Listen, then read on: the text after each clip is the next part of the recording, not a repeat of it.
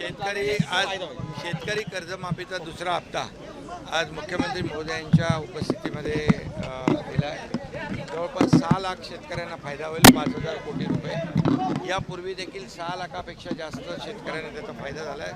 आतापर्यंत 10,000 कोटी रुपये शेतकऱ्यांच्या खात्यामध्ये जमा झालेले आहेत। हे सरकार शेतकऱ्यांचं आहे, शेतकऱ्यांच्या पाठीशी उभं राहणार आहे। त्यामुळे आम्ही जी कर्ज माफीची घोषणा जी केली ती आम्ही टप्प्याटप्प्याने पूर्ण करतोय। आम्ही दिलेला शब्द पाळणारं महायुती सरकार आहे आणि म्हणून आम्ही नेहमीच सांगतो की महाराष्ट्राच्या तिजोरीवर पहिला अधिकार बळीराजाचा आहे आणि म्हणून बळीराजाच्या मागं उभं राहण्याचं काम आमचं सरकार करतं। लाडकी बहिणीचा देखील कधीपर्यंत हप्ता येईल? कारण की आता मुख्यमंत्री माझी लाडकी बहीण योजना जी आहे त्याचा देखील ठरल्याप्रमाणे त्यांच्या खात्यामध्ये पैसे जमा होत आहेत। ते देखील वेळेवर नियोजित वेळेवर तेही जमा होतील।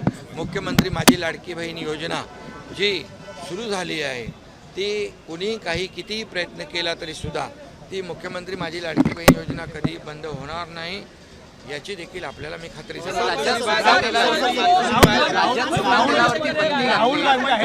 राहुल गांधी आहे ते जेनझी बरोबर संवाद करताना पाहायला मिळतात। कुठेतरी तरुणांना आकर्षण करण्याचा हा प्रयत्न आहे का राहुल गांधींकडून? तरुणाईच्या हाताला काम दिलं पाहिजे। तरुणाईचं शिक्षण, रोजगार त्यांना सुविधा उपलब्ध करून दिल्या पाहिजे आणि म्हणून महायुती सरकार जे आहे ते गेल्या महायुती सरकारच्या काळामध्ये स्टार्टअपपासून स्किल डेव्हलपमेंटपासून रोजगारापासून या ठिकाणी उद्योगांमध्ये देखील तरुणाईच्या हाताला काम मिळालं पाहिजे यासाठी काम करतं आहे। या देशाचे प्रधानमंत्री नरेंद्र मोदी साहेब देखील तरुणाईसाठी हा देश तरुणाईचा देश आहे। त्यामुळे या देशामध्ये तरुणाईसाठी अनेक निर्णय आपल्या केंद्र सरकारने घेतले, राज्य सरकारने घेतले। त्यामुळे नुसतं असं या ठिकाणी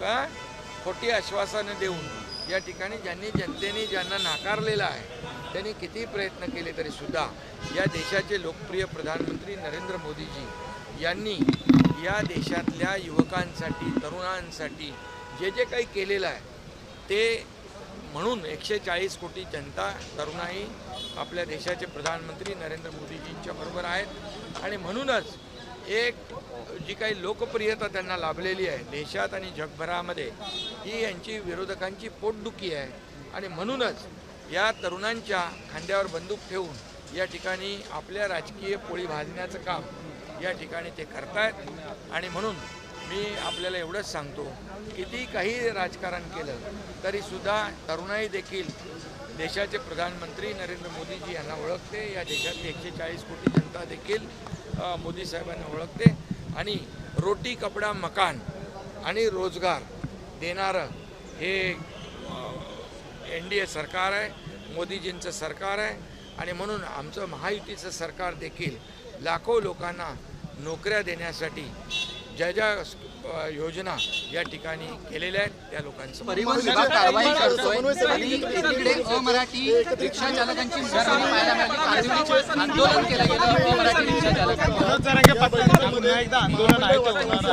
मनोज जरांगे पाटील यांच्या भेटीला त्यांचे प्रश्न समजून घ्यायला महायुतीचे मंत्री त्या ठिकाणी गेलेले आहेत।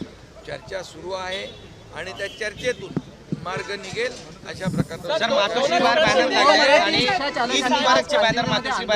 आपले गणपतीचे उत्सवाचे मोफत बसचे बॅनर लागले, हिंदुत्वाची लाईन अंड फेकण्याचा प्रयत्न झाला माझगावमध्ये। बाळासाहेबांचे विचार आनंद दिघे साहेबांची शिकवण घेऊन आम्ही पुढे चाललोय आणि त्यामुळे आमचे गणेश भक्तांच्या स्वागताचे किंबहुना कोकणामध्ये गणेश भक्त लाखोंच्या संख्येने जातात त्यांच्यासाठी ST मोफत सोयीसुविधा देण्याचा जो काही उपक्रम आम्ही गेल्या अनेक वर्षापासून राबवतोय हा जो सण गणेश भक्तांचा आहे त्याचे बॅनर आम्ही लावलेले आहेत।